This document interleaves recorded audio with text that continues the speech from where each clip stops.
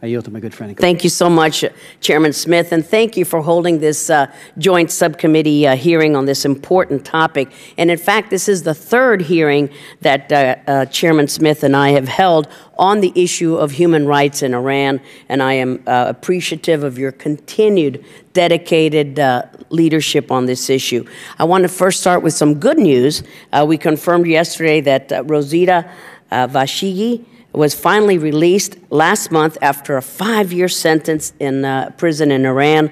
Rosita is a member of the persecuted Baha'i community that you've heard from my colleagues, the Iran's largest non-Muslim religious minority, and I adopted her as a prisoner of conscience last year as part of the Tom Lantos Human Rights Commission Defending Freedoms Project.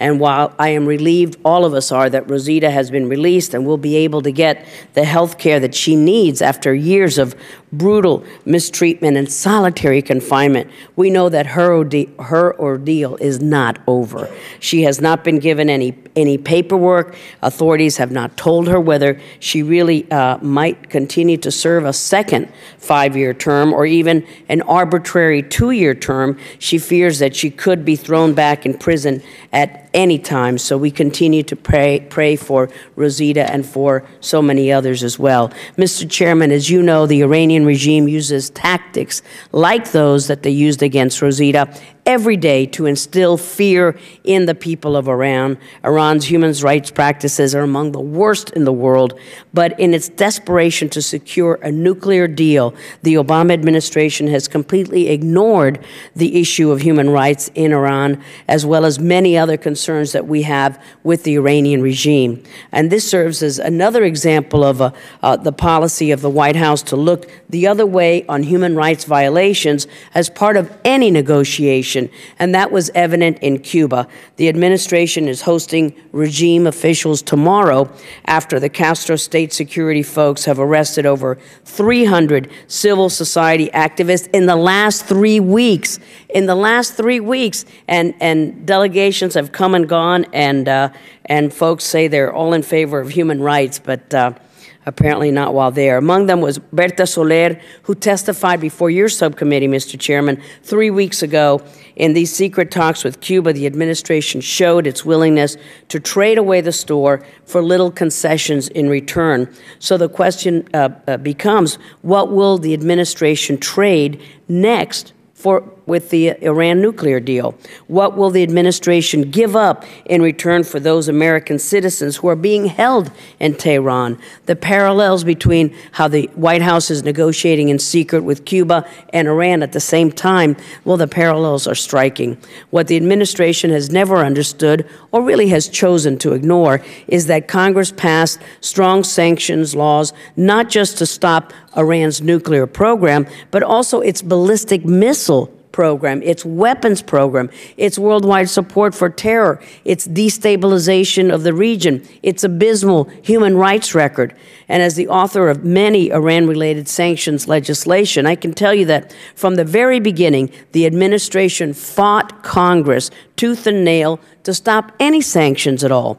And so it is of no surprise to no one, it is no surprise that the human rights issue is not even a part of the discussion when we talk about the nuclear deal. And now it appears increasingly likely that the administration will give away what little leverage we have and leave the Ayatollahs free to continue to oppress the people of Iran, to continue jailing, torturing, executing dissidents, prisoners of conscience, religious minorities, ethnic minorities. It is truly shameful to hear our own State Department talk about the importance of global human rights, talk about it, when it does absolutely nothing and, in fact, is indirectly legitimizing the continued repression of the people of Iran. The Obama administration, after failing to support the Iranian people's right of self-determination during the 2009 Green Movement, rushed to brand Rouhani as a moderate, saying that human rights under this Ayatollah lackey would somehow improve. But what we've seen, Mr. Chairman, is just the opposite. Human rights under Rouhani have actually gotten worse.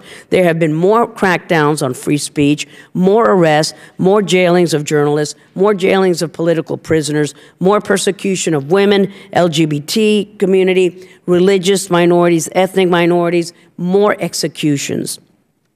According to the latest report of Human Rights Watch, the real number of executions in Iran last year is thought to be over 600, including 8 who were under the age of 18. We still cannot confirm the execution last week of Saman Nassim, a 22-year-old ethnic Kurd who was 17 when he was arrested. Bloggers and social media users have also suffered under Rouhani, with security forces cracking down sharply on any dissent, especially those considered to be leading members of the opposition. Members of the Baha'i community, like Rosita, are especially targeted, with 100 Baha'is currently in prison. Baha'i cemeteries are systematically destroyed, including last year's bulldozing of over 1,000 graves in one city in order to build a cultural and sports complex. And May 14th is the 7-year anniversary of the imprisonment of the Baha'i Seven, the former leadership group who have been serving 20-year sentences for advocating on behalf of their religious beliefs.